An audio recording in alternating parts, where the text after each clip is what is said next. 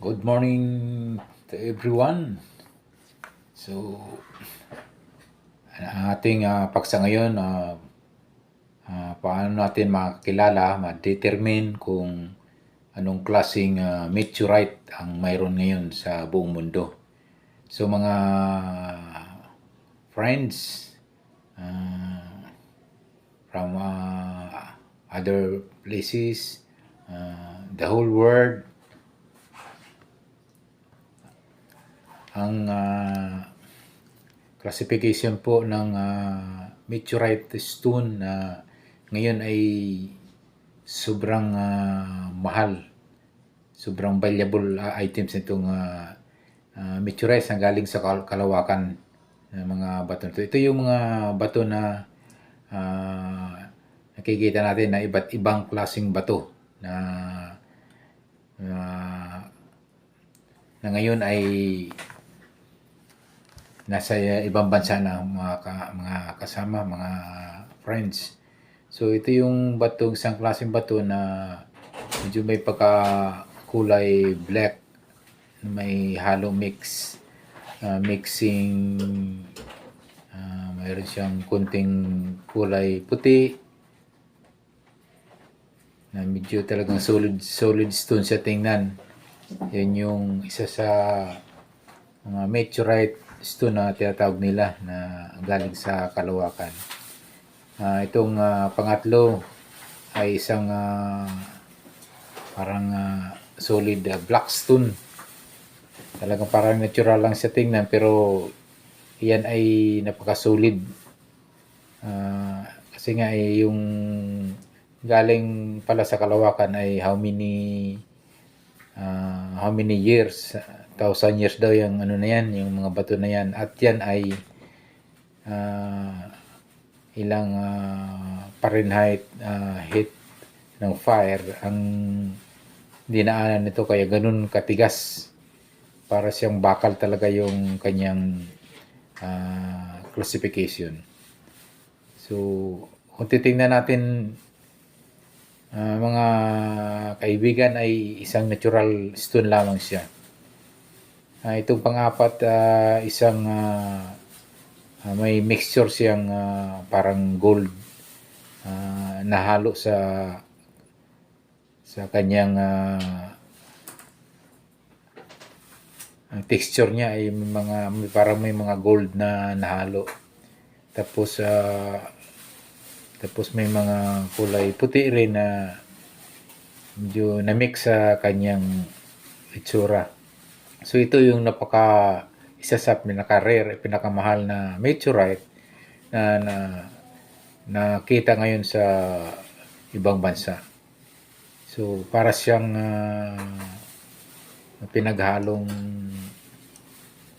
tawag nito meron din siyang kasamang pailan-ilan na mga black na kulay. So tatlo kulay, black and white yung kulay niya. Ito pang-lima, ito yung parang solid black stone. So makita niyo naman mga kaibigan, ay isa siya sa parang bato lamang tingnan, parang ordinaryong bato lamang tingnan to. Subalit iba-iba ang kanyang texture. So ito yung napaka-solid, ito yung napaka-tigas, na parang bakal nga ang katumbas nitong kasing tigas ng bakal nga itong klaseng bato nito, na posibleng nanggaling ito sa kalawakan, Austerlitz. So isa ngayon to sa nakita na itong bato nito ay nasa ating mundo na. So itong pang-anim, mga friend, ay para siyang bakal. Kung titingnan natin, para siyang sunog na bakal. So balit ito'y isang meteorite stone na para siyang na sunog. So ganun talaga mga kaibigan, kasi nga yung sinasabing meteorite ay yan ay dumadaan yun sa napakainit na area. So how many Fahrenheit daw sobrang init daw yung dinadaanan kaya sa grabe ang kanyang kanyang yung texture niya. So nandyan yung para siyang sunog. Yung pang-anim, pang-pito, ito yung bato na para siyang ang texture niya ay parang natural stone lang. Pero iba, may mga sunog-sunog din yun. Mayroong palatandaan na para siyang nasusunog yung kanyang panlabas. Pero nung ito'y tiningnan yung biak, yung kabiak niya, kabaak, yung ilalim ay isang solid na titingnan mo yan para lang siyang solid na na metal. Pero isang stone to. Ito yung isang klaseng meteorite na ngayon ay nasa mundo na na nakikita ngayon sa ibang bansa. So itong isang pangpito ay ang kanyang labas, yung panglabas niyang anyo ay parang sinunog din, parang sunog din yung kanyang dating. Pero nung biniak, yung ilalim ay ibang klaseng makikita mo. So isa rin ito sa classification ng meteorite na ngayon ay nasa ibang bansa. So ito ngayon yung mga klaseng meteorite na iba't ibang hugis, iba't ibang anyo at iba-ibang kulay. So may mga karamihan na sa mga nakikita po nating meteorites sa ibang bansa ay mga may sunog. Pero ito kakaiba yung mga kaibigan. Ito yung pangwalo. Kakaiba siya kasi para siyang bato na kulay puti ito. May pagka dirty white ang kanyang pagkakulay pero isang meteorite din itong bato nito na patunayan na meteorite nga. Subalit ang texture niya mga kaibigan ay iba. Kakaiba kasi ito ay walang nakitang parang sunog kundi ito'y parang natural stone lang.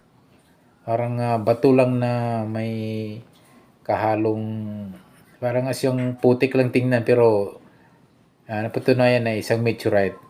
So ito pang siyam mga kaibigan, yung ibang klase naman to parang natural stone lang din tingnan. Pero ito yung napatunayan na isang meteorite dahil nga nung tinest ito at napatunayan na talagang meteorite siya pero sabi nga nila maraming classification ang pagiging meteorite stone. So ibang klase itong stone ito kasi parang natural lang siya. Ang labas nito ay may pagkakulay gray.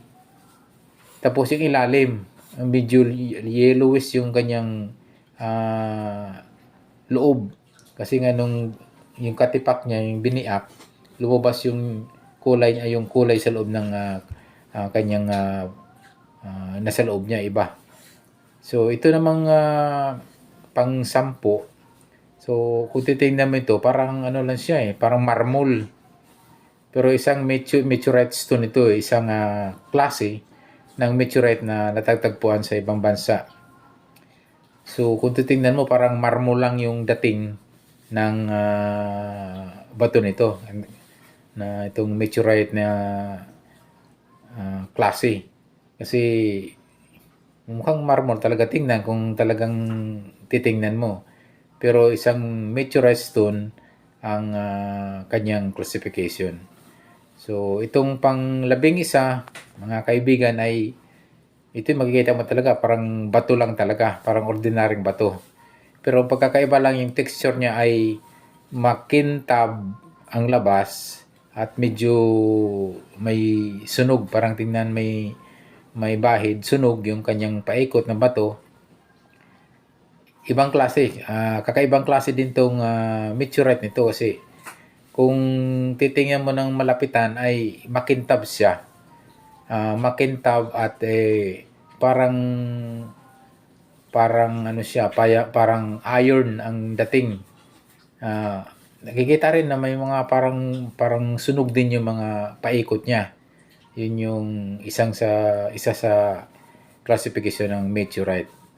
Ito naman pang labing isa, ito talaga ang makita natin na meteorite talaga, ang rare meteorite kasi yung pagkasulid niya para siyang bakal na yung ang tawag nito, ah, parang parang sinyales, para siyang itong bakal nito para siyang liniha, yung kumbaga sa ano, parang dinaan sa